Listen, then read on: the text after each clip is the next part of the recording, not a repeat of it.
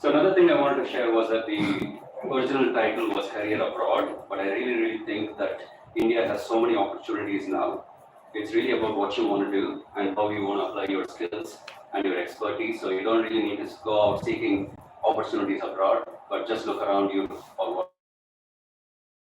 But you can always go for higher studies or go for work experiences, whether outside Tamil Nadu or outside India, and always come back to connect back with my alma mater, elite school, and also stay in touch with the optometry community in India, because I just see so much potential here and so much opportunities here too.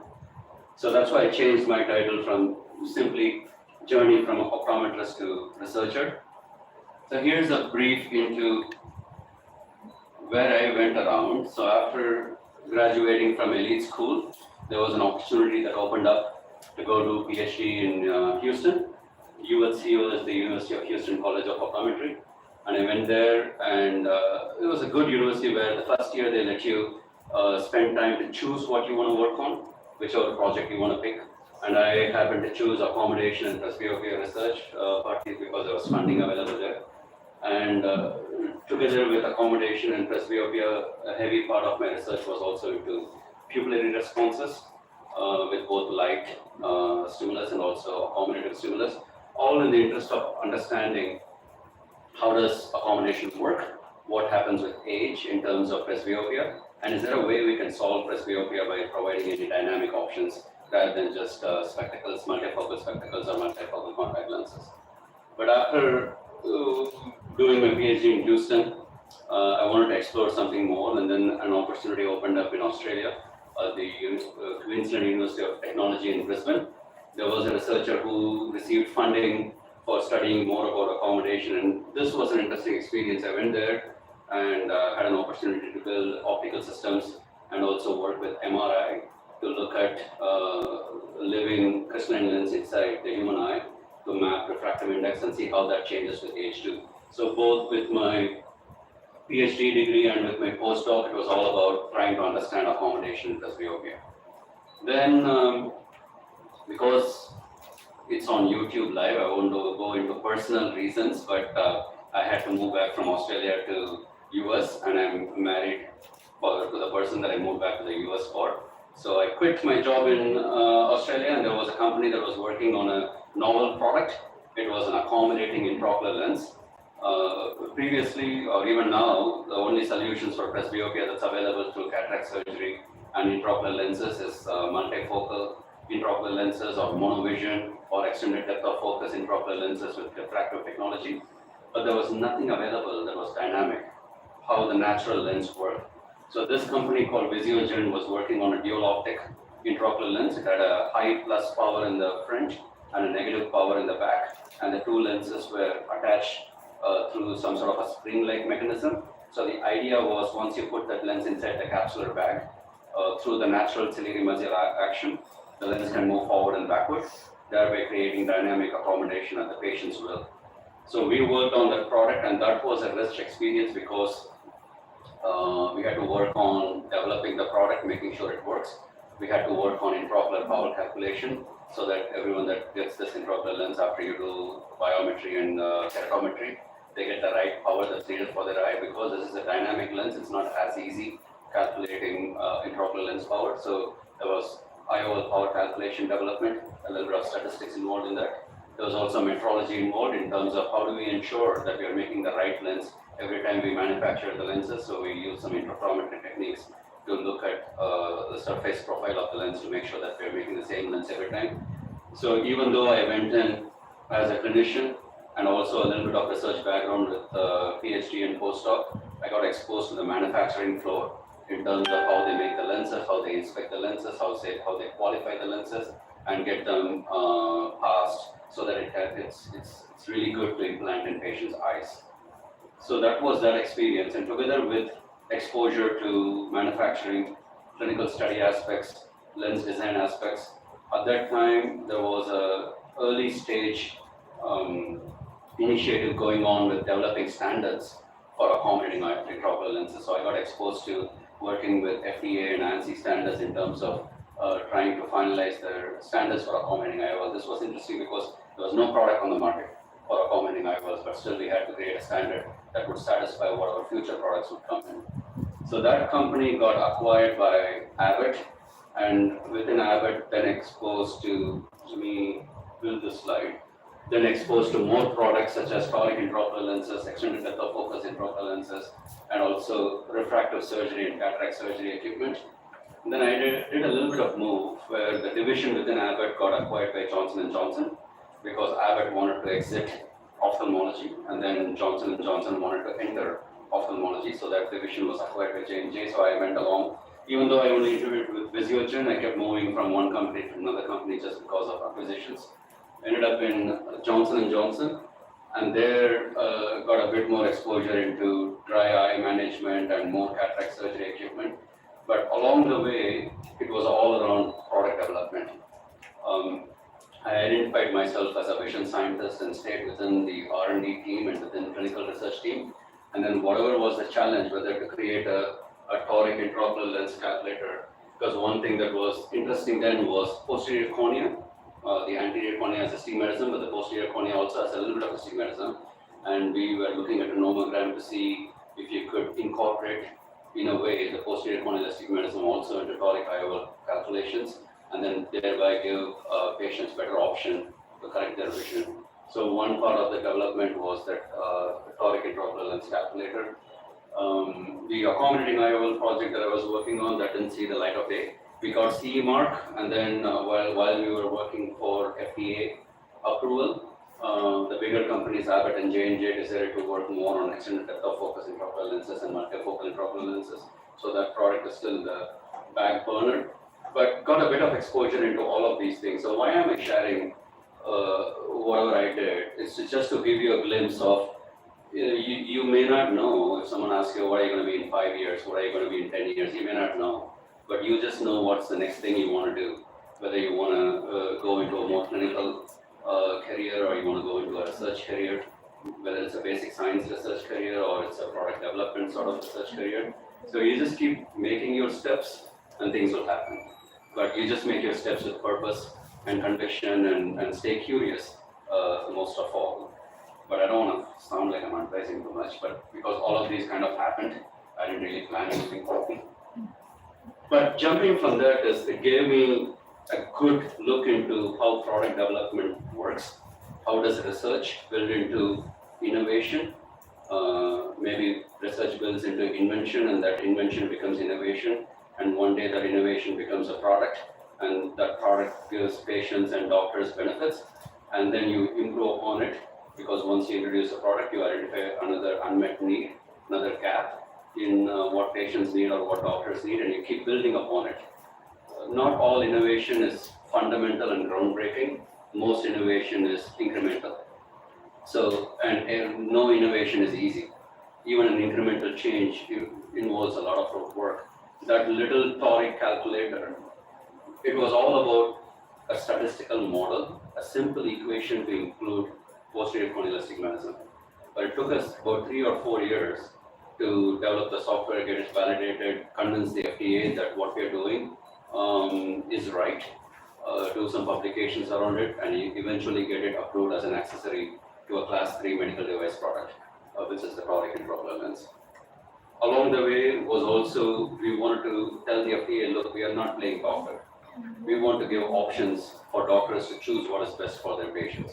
And that's what one of the key arguments we had with the FDA, to say, look, we won't make one recommendation, we will make multiple recommendations and give some sense of impact of those recommendations with those intraocular lens powers, and we'll let the doctor choose. And in that fashion, we were able to convince FDA that we are not playing doctor. All we are doing is providing options to doctors for them to make the choice what is best for their patient. So this is how you sort of navigate the regulatory land in terms of what are you really trying to do, what is the unmet need, and what are the regulators looking for, to keenly understand what they're looking for, and then to present a product that satisfies all of that. So if I now go through the life cycle of how product development works, if you want to take your career from being a clinician into researcher, there's nothing rosy or attractive about a researcher. You can be a clinician and have a glorious career too. But just so that I happen to go on the research side. Once you embark on research career, you can stay basic science research. You can do fundamental discoveries. you can do fundamental understandings, and you can do contributions to science. So you can keep doing that, and one day out of the research that you're doing, ideas may come up that you may patent, or you may be working in a company that you take that idea and take it forward. So out of basic science research, out of any ideas that comes there, or any patient needs that you constantly keep an eye out for, oh, my patients need this, or we keep hearing this as a challenge. If I take contact lenses, for example, there are two main challenges, right? One, not everyone that wears contact lens for the first time continue wearing it. There is a very high dropout rate. End of day comfort is still a challenge with contact lenses wearing for more than 8-10 hours. So even though contact lens is such a mature product, it's not without innovation. We still keep working on how to improve comfort with contact lenses, how to reduce dropout rates, how do we create the whole ecosystem.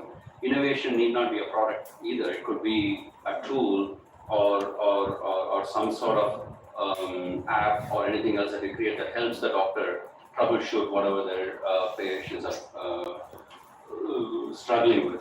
So out of basic science research, ideas and patient needs comes, you come up with an idea, then what you do is concept feasibility. You keep iterating on that product, or at this point it's a prototype, and do clinical studies or benchtop studies to see what can improve before it can hit prime time, before it's ready for a patient and doctor use. So once you go through a series of iterations, then you come up with something that looks reasonably good. You have solved some issues, maybe with biocompatibility, maybe with the materials, maybe with optics. You progressively solve issues working on prototypes. You are happy with something that you like, then you take it to clinical validation.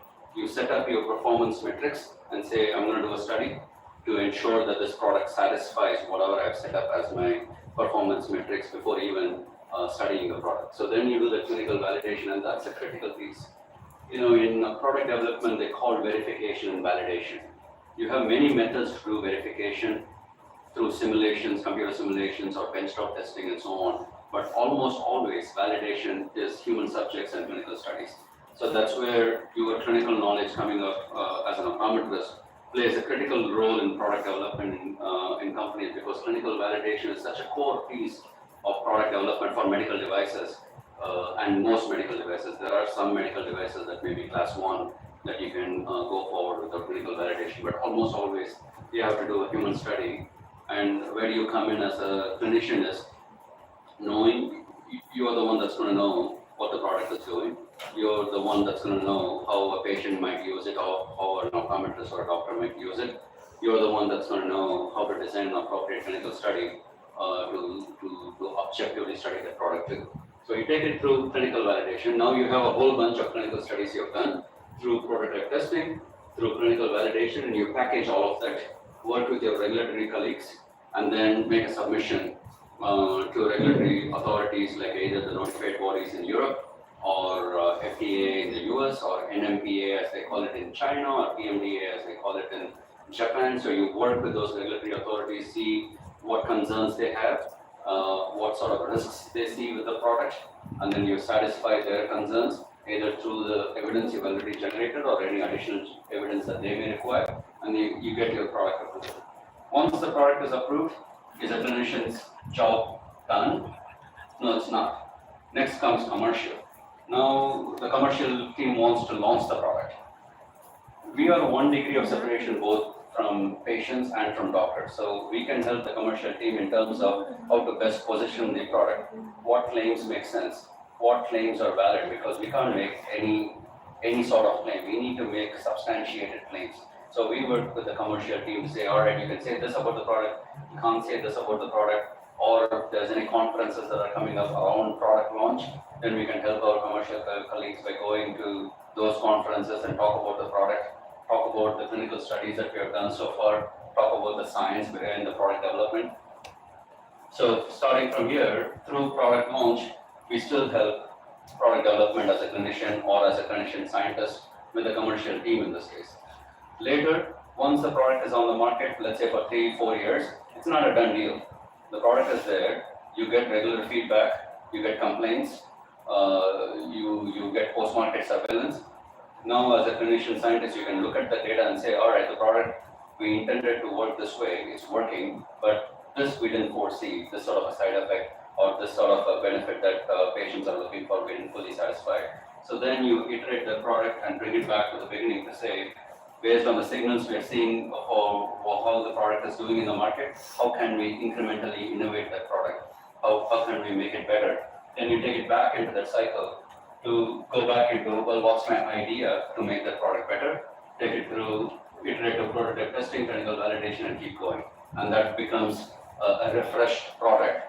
And typically medical devices have about, and I'm talking about not diagnostic, but contact lenses and intraocular lenses and refractive surgery, those sort of therapeutic medical devices have about maybe 5 to 6 year life cycle. By about 5 years, they become old technology. So you need to keep improving upon it for whatever the market trends, the patient needs, and the doctor expectations are. And the doctors are using collectively as both optometrists and ophthalmologists. So you keep building upon it. Now I also put an ecosystem for contact lens here. I think the fundamental thing about contact lens is that you need material safety. You don't want that material to have anything toxic to the eye or have good biocompatibility. So you choose your material and then you build on the sphere power, you expand the sphere range. Then we can add features like toric power to it with an appropriate stabilization system and a range of powers and orientations. Then we can add a multifocal element to it. Then we can have other unique features like UV blockers or feather edge technology or better optics or better spherical aberration correction or whatever it is. So once we have a base material, we can keep building on it. But as a clinician scientist, we also help with medical affairs in terms of publications, presentations, and product positioning, with manufacturing in terms of whether they want to do a small change in the manufacturing process to make it more cost effective. But we may be asked from a risk assessment perspective, is this going to work or not? Then we may do a clinical study. And then quality assurance also looks towards clinicians in terms of risk assessment. And as a clinician scientist in one place, but through the entire life cycle of product development and innovation. So maybe I'll pick up pace a little bit here. Here I wanted to sort of pivot a little bit and show, maybe talk about something you may not have thought about. You may have thought about being an optometrist or being a scientist, doing master's, PhD, what other sort of things you can do in terms of research.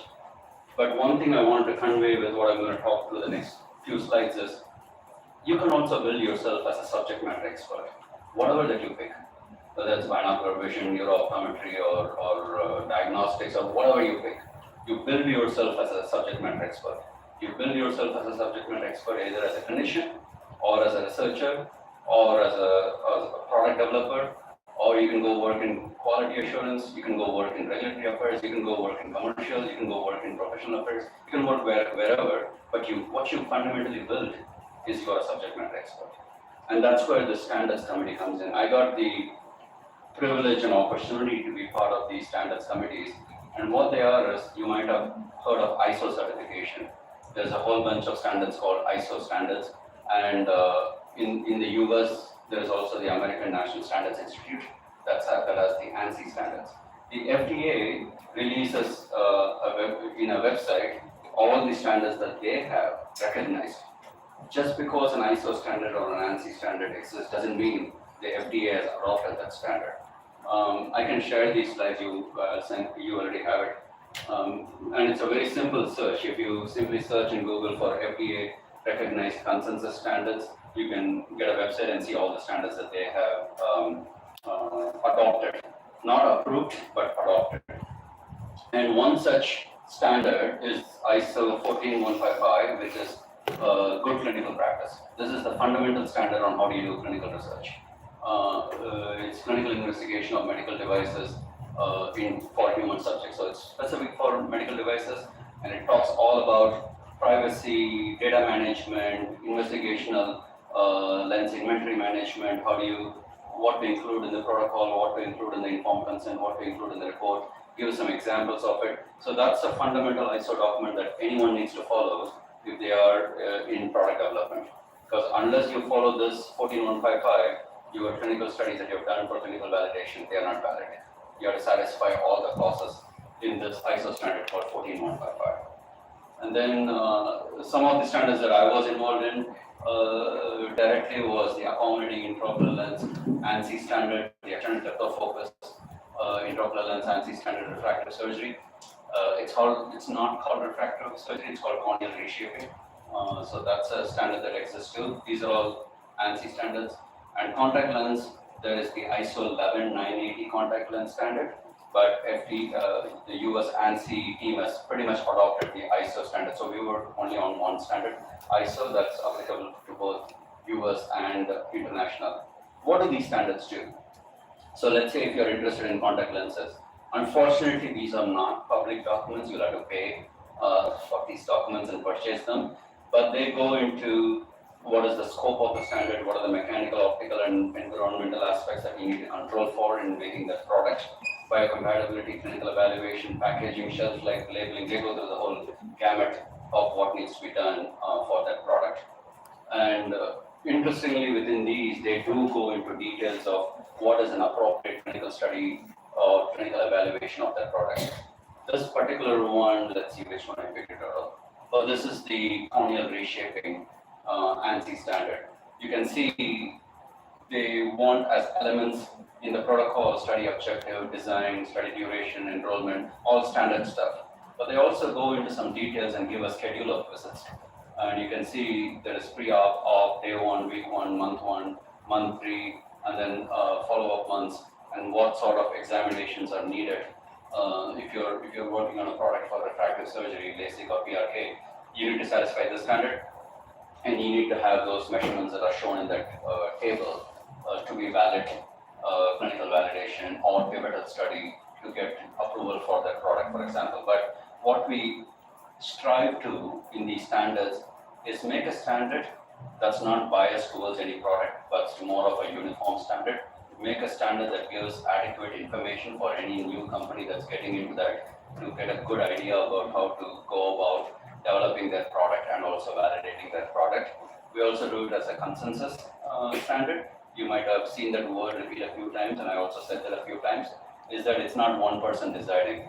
It's clinicians, FDA, regulators, other company people, all of us sit together and come up with a common consensus. It's a bit of, there's a phrase in the US, they say herding cats.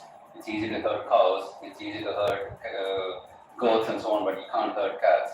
I even had a picture for it, I removed it for this one, but it's a really difficult process. The accommodating IOL standard took 11 or 12 years before we all agreed upon to make it a final standard. It was around for 5 years, now they have opened it up again to revise it. But since I'm not working on accommodating intraocular lenses anymore, I moved on to contact lenses, so I don't quite know what they're changing in it. But these standards come up for revision every 5 years to make sure that they're still current and still valid in terms of consensus between different parties. And then they also go into what should be included in the clinical study summary report. A key element of any product is something called risk assessment. A product will have performance in terms of what it's supposed to do, safety in terms of what are its side effects, and overall, when you think about benefit and risk, you have to give a strong justification for why the product is more beneficial than it's risky. And then you continuously look at the risk assessment. And what does the risk assessment turn into is having a clear statement about what is this product being used for. And then what are the contraindications, when do you not use that product?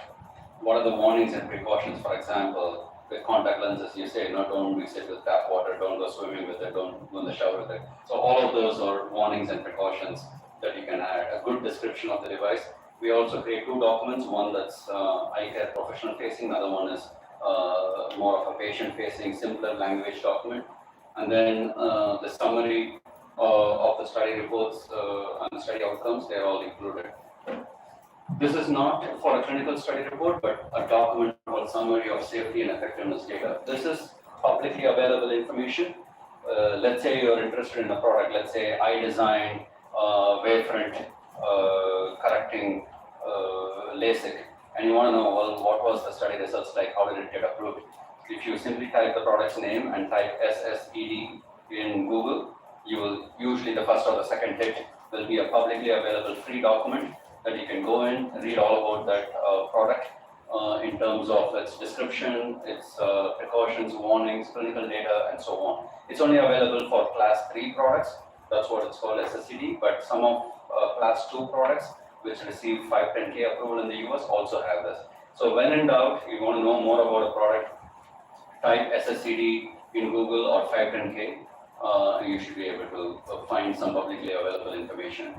But pretty much any intraocular lens, refractive surgery, you should get an SSCD document. For contact lenses, unless it's overnight or extended wear, for contact lenses class 2, they are called 510K summary.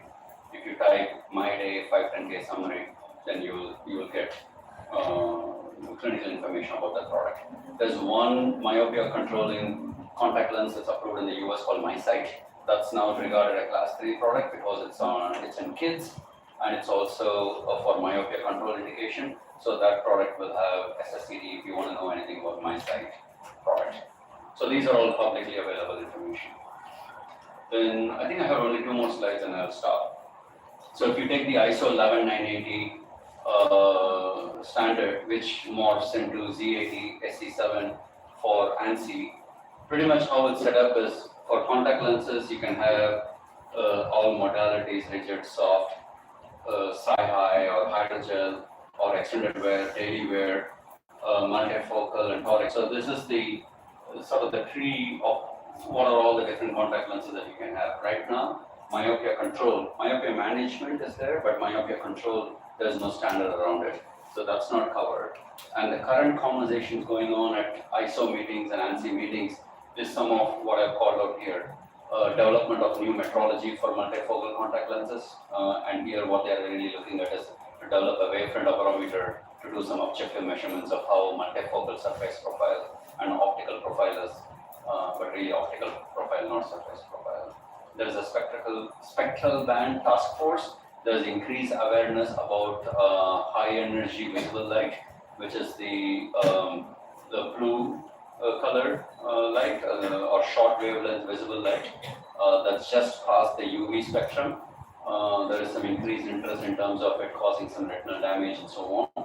So a spectral band task force was created that helped classify what wavelengths there should be extra attention that we should pay.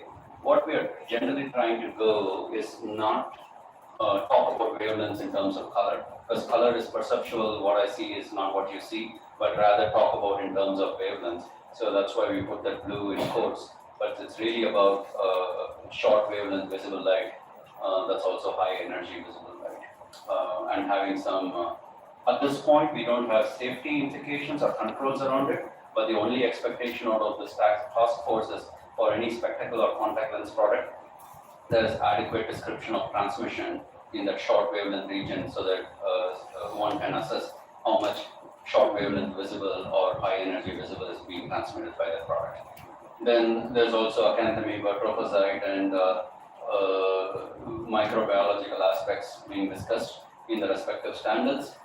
Labeling symbols, because to make contact lenses universal, how do we say don't mix contact lens with water? Is there a universal symbol that can be put in every contact lens packaging? That's also a discussion that's going on. And also the clinical study design, because the clinical study design that's written now is a little bit dated, about 12 years old now. And then there's a new medical device regulation that has come up in Europe for CE marking products called EU MDR, which is about a 200 or 300 page document with a lot of expectations around clinical studies. So we are using, we are going back to the ISO 11980 contact lens standard to make sure that standard is consistent with this new regulation that has come up in terms of clinical study expectations. So lots of activities that goes on here too. Why am I talking about this? This is, of all the topics you may hear, this is probably a really boring and dry topic, being involved in standards. But I just wanted to talk about something that you may not have thought of. To make the point, it's about your subject matter expertise. It's not optometry in general, but within optometry, there's so many avenues you can pursue whatever your passion is and keep focused on it and be curious and build your expertise. And you can end up anywhere along the product development life cycle. You can remain a stellar clinician, you can go into basic science research, or you can even get into some of these standards committee on your off time because these are not full-time jobs. Everyone does this as a volunteer work. But it gives you a lot of exposure into how does FDA think, how does regulators think, how do we apply our clinical brain in terms of what is it needed to get the product out to market. So from that perspective, being involved in standards helps. But I just thought I'll put that in here just to give you a different scope and open your minds out. All right, that's my last slide. Just as a summary, there's numerous options beyond clinical optometry. Nowhere here, there's abroad. You can do anything anywhere. Research desired, you can take it towards basic science or product development, but really keep building your curiosity and your subject matter expertise. And examples of that is you can drive innovation, influence product development, international standards, and clinical scientists pretty much help across the board with any ophthalmic medical device company. You can thrive in any role in a eye company. So with that, I will pause. And my passion is also vision research and vision and optics and so on. So some of what I do expands beyond what I do at work. So here's an example of it. I like taking pictures of night sky. So that's a picture of the Whirlpool galaxy. And if you're interested in how this is taken, this is, you take about 100, 200 pictures, and then you stack them, and then you take an average of them, and you get the signal, and finally you can see something like that. But if you look up in the sky, you won't even see this, because you can see the sizes about the size of your 2020 letter, and with light pollution, you won't really see this. It's so dim. Even with the telescope, it looks like a small smudge, but after much image processing, you can get a picture like that. So they say in future they're going to collapse. Any questions? Is that what you had in mind, Maheshwari? So, I was having in my mind that what exactly need you to go abroad and how you exactly apply it. That will be that those are the questions that students were having. So, what exactly they should do immediate first step after the completion of their bachelor's degree?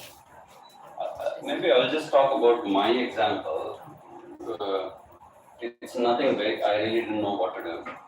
And then there was this opportunity to go do research. Around third year of optometry is when I really got interested in research, such as what you all do with your projects.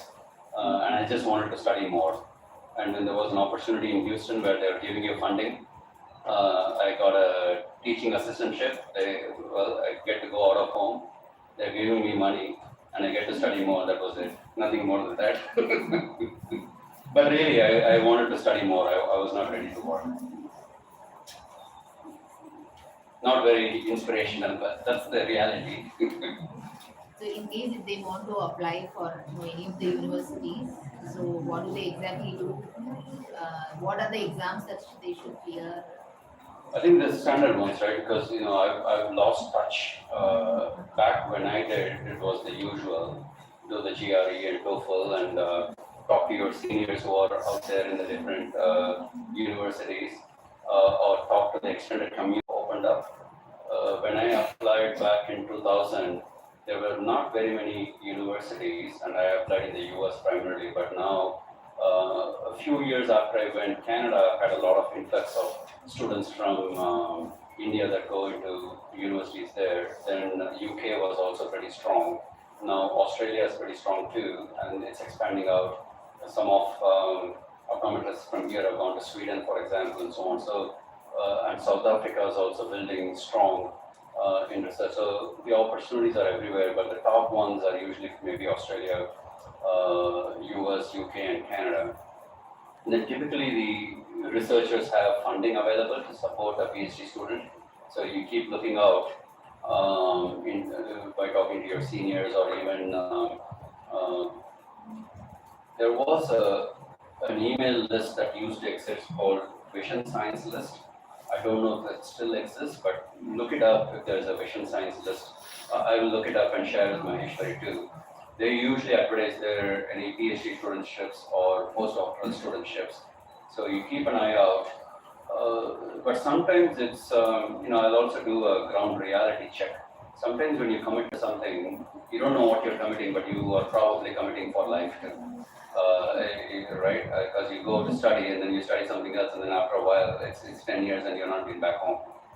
So just be sure what you're trying to do, but I would say never stop being curious and studying. But in my case, I really wanted to go study something, and Houston had this opportunity, and I went there. I got two options. One was SUNY, and one was Houston, but I chose Houston because it seemed I was interested in accommodations, the there, so I went over there.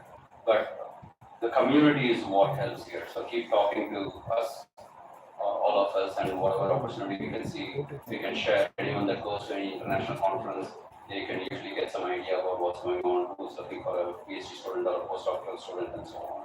But there used to be this vision science list. I don't know if that still exists. I'll look it up. So is there any? But don't be bold. Don't be afraid to write to a university. Go to their website. Go look at the faculty. Let's say if you go to Indiana University, go to their optometry page, see who's in their faculty, just write to them. Usually they reply back, but make it a meaningful email because they are surely receiving emails from thousands of people. Make sure you make it personal and you directly convey.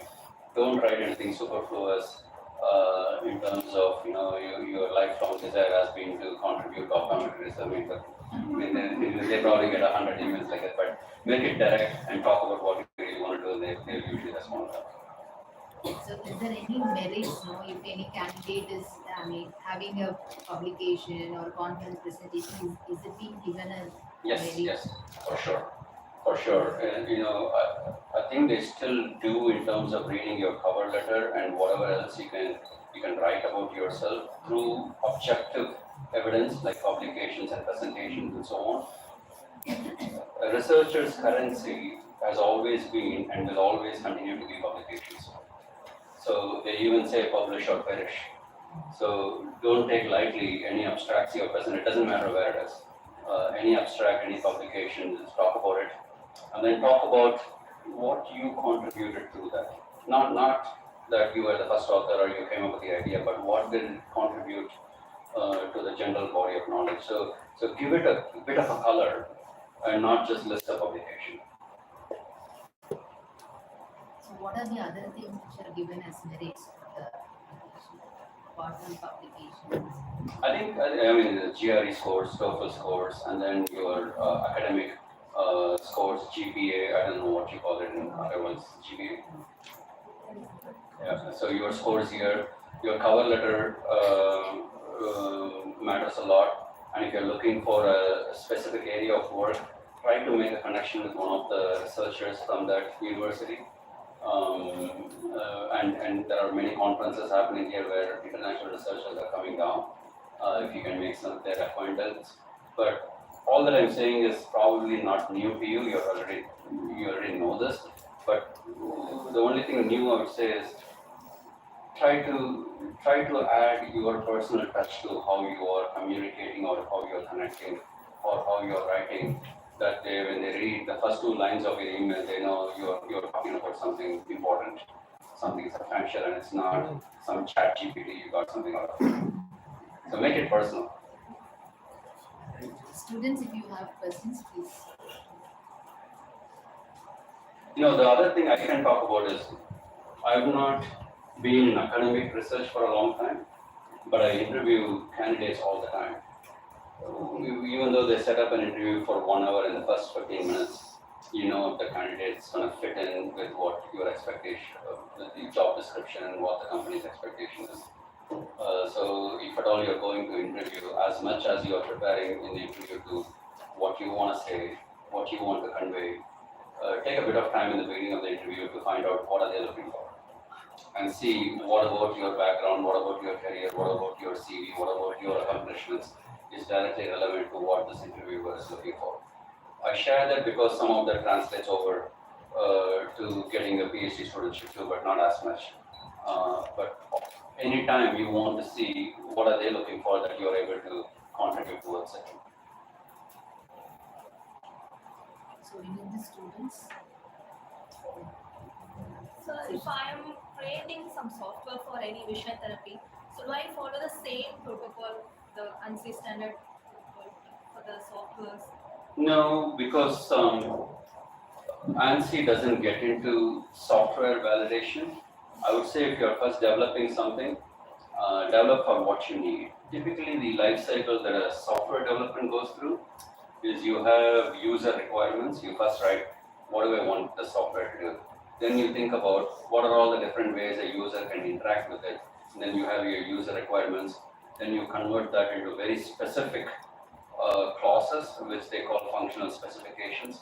Then you write your software according to satisfy both the user requirements and functional specs. Then you take it through validation to say that, hey, look, I wrote the software, these are the guidelines, user requirements and functional spec based on which I developed the software. Then you check if the software is doing according to what you intended to do. Then you also check according to what are all the ways that a user can misuse the software, press this button instead of that button, and you check for some of those scenarios. And if it satisfies all of that, that's the fundamental element. And it's also what you're using that software for. You do a sort of a rough risk assessment in your own head. If you are using the software, you know all about how to use it. If you're giving it to someone else that's not familiar with the software, what sort of training do they need? What sort of knowledge do they need about how to use the software, when not to use the software? If you think about it, you can write a simple user manual for it and have a training program. I'm going all over the place, but the idea is it's not a standard that you want to follow first. First, you want to develop something for what your intention is, and then have a due procedure in terms of documenting. What are you trying to develop? What have you developed? And how are you going to implement what you developed? And you go through that process, and then once it becomes a much more publicly used document, that's when you look into standards, when you want to commercialize it. But if you're using it for your own purposes, you don't need to worry about standards. But you still follow your due process in terms of documentation.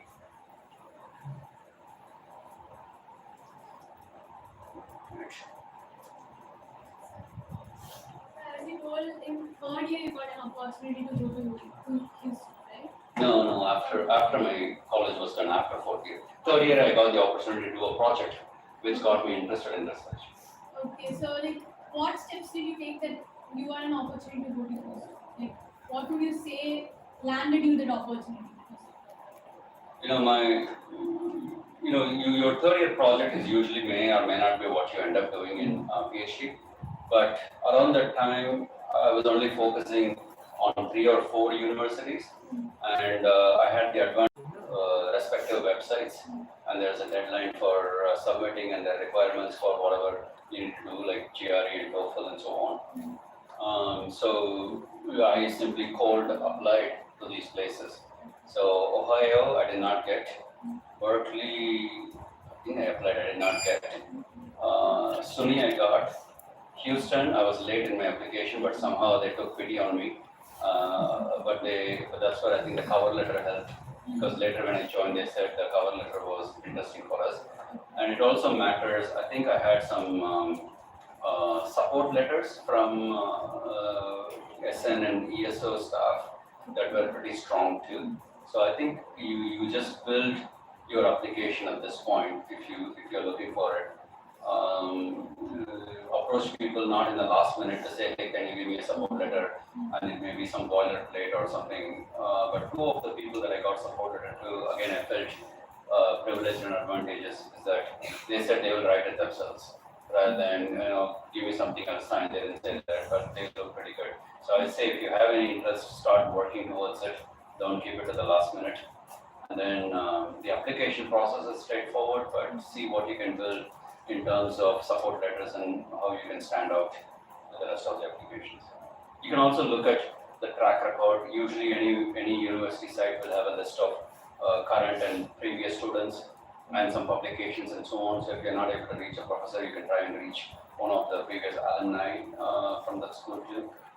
So try to establish a communication, talk to them. So having the connection with people is an advantage. Yes. You also elaborate how much they should spend, or it is 100% scholarship based. How it is In the US, for PhD or master's. any example university? For optometry, it's a little bit better than engineering degrees where they go for master's or PhD. Almost always the people I knew who went for higher studies, they had funding, either teaching assistantship or otherwise. But amongst my engineering and computer science friends, it was always a struggle. They had to go work in the library or something on campus to make money and so on, so it was really hard. But optometry, because there's not very many students that apply each year, there was a bit of an advantage. I think in Australia and UK, if I'm right, I'm not 100% sure, the students were hired with a certain intent of doing a certain study that the researchers had in mind, and within 3 years or so, PhD was done. But some university in the US is more open. The first year you get something called teaching assistantship. I was teaching ocular anatomy and human anatomy. But in the second year, I got more research assistantship after I joined the lab. So US, I would say, is a little bit more open. You can do PhD for a really long time, anywhere from 5 years to 9 years. And then, but whereas in UK and Australia, it's much more constrained. 3 years you go and get going. But see, there is a certain university that's of interest to you. See who's publishing actively in that. Write to them about their publication. But to my actual question, in my case, my time was split between teaching and attending classes in the first year, and the second year was teaching and a little bit of research. Then later in the third year, it became fully research. So you need to work for your living, or you need to pay for the academic fee also? So I got a full scholarship. Full So scholarship, yeah. okay. So but I had to work as so every Thursday and Friday from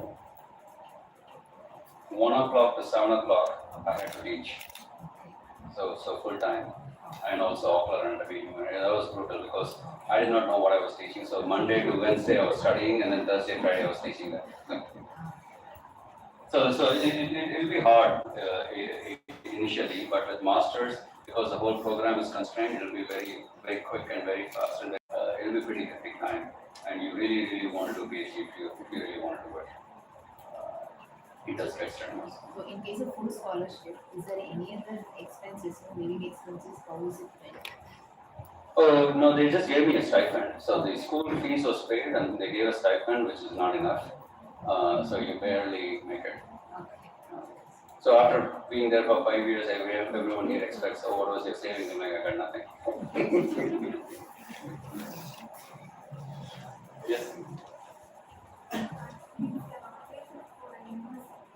Already there is some project going on there, like my project, and if I'm going up with a new project, already there myopia, they are doing project in myopia, and if my project is on myopia, related, it will be easy for me, or if I go with a new project, and how it will, and how the first author and second author, how these things play, when they are doing I think I heard two questions there. If you're going for PhD, but there's already a project going on in a certain field, what are the chances if you join one of the project versus starting something new?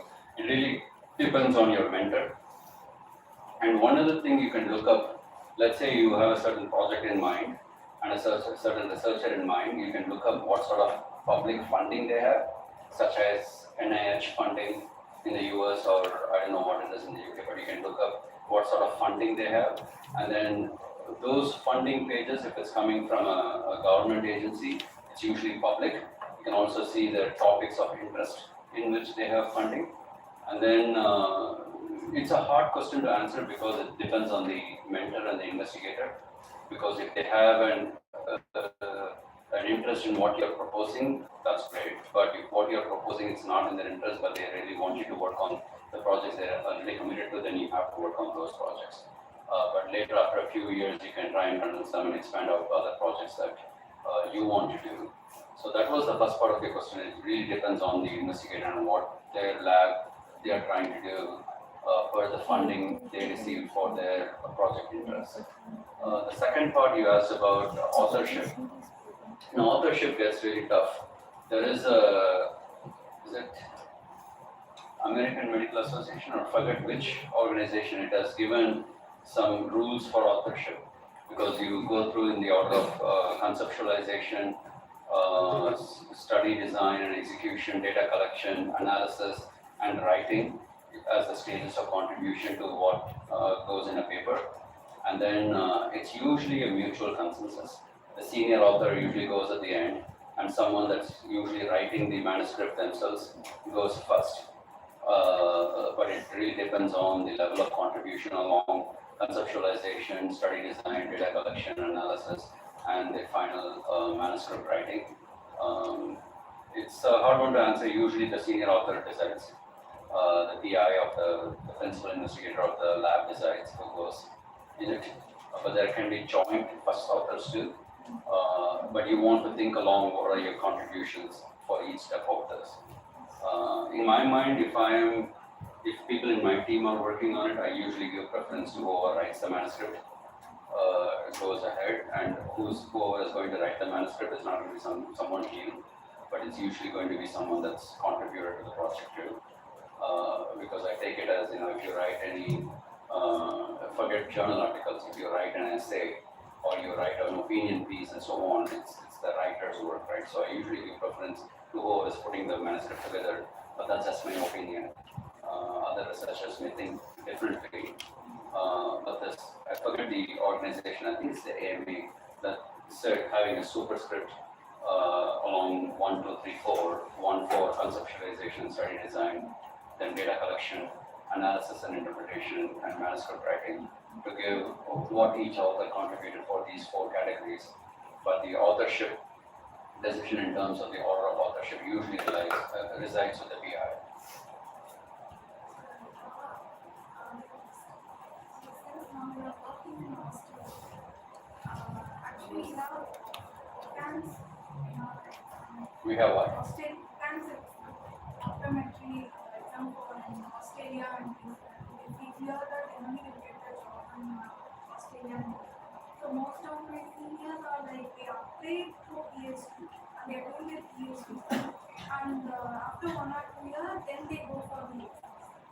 So how it will be was the pattern, their assessment level, how it will be. So why do they write this exam? To practice as a clinician, is it? I don't know anything about it, because one thing about me was after optometry, I was never thinking about being a clinician. I was never thinking about clinical practice. I was only thinking about research. Even then, when there were opportunities, somehow my motivation was always on the research side and never on the clinical practice side. That unfortunately I don't know about it. I'm hearing it for the first time. Yes. So is the only option to excel in research or corporate sector is going abroad, or don't India have that much of opportunity for researchers? Especially going into corporates, it's not that easy here.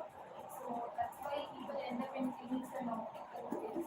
So how does it comparatively do India have that much of opportunity in research and going into corporate sectors? One thing I observe in US and other places outside India is people who have an optometry degree from India and also have some master's or PhD degree, they are doing really, really well with the larger companies. In fact, another optometry plus PhD person is the head of clinical in Alcon, and another person is with Zeiss leading their medical affairs. So for some reason, the education, the training, and the ecosystem that we have here is really allowing us to thrive very strongly outside India. I'm not sure why that won't be the case in India. I think maybe because there's not as many jobs here, or maybe they're just coming up. I just heard from my co-provision colleague that co-provision in India started only in 2014 or so. So maybe there's more coming towards India, and maybe what Maheshwari is doing will create more jobs around seeking. And the only attestation I'll give is people who have degrees from here are doing really, really well outside, which means it underscores the level of education we get here, maybe the level of competition we get here too, that hones our skills and so on. So I'll just say keep looking out for opportunities. I do know SLR and Hoya and Zeiss are acting here in a big way, especially with the wave of myopia control. So every few years there will be a new thing that comes up. Myopia control is probably not going to go away for a while. and the need for clinical support and clinical help is not going to go away for a while. Newer educational institutes are coming up, such as yourself, beyond what we had in ESO and Prasad, and then there's also more research coming into India. So maybe one other opportunity within India is to be a research optometrist. For example, we came to India from Johnson & Johnson to do a study with Dr. Mahipal at Center for Sight for a refractive surgery product, which is similar to the Zeiss Smile product, but it was a Johnson & Johnson one called Silk.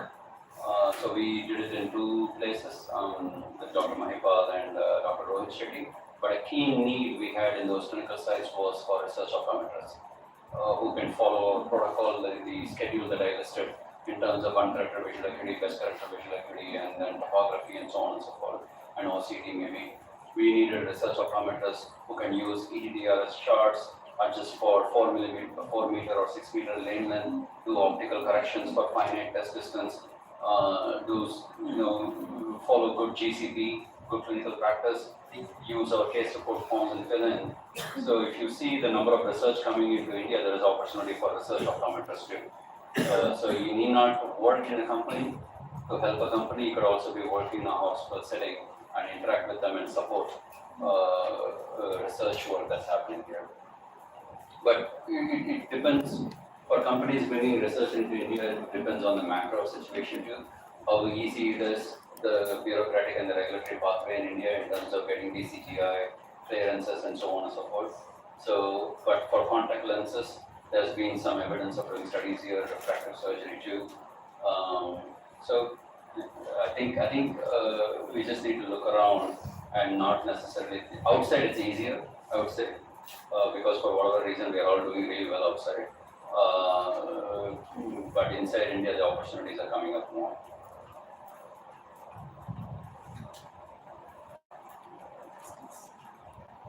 Okay, good. Thank you.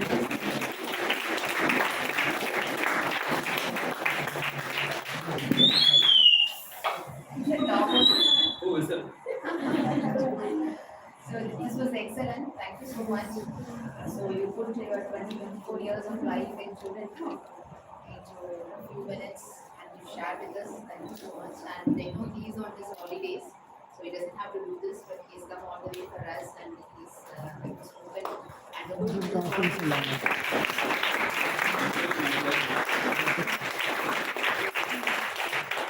so if any of you want to follow up, in future, if you have any questions, probably you can connect and you can help. For CP students, we're always here to help.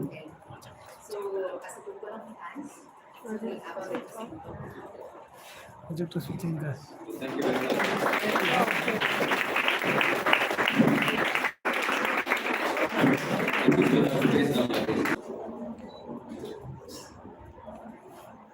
you.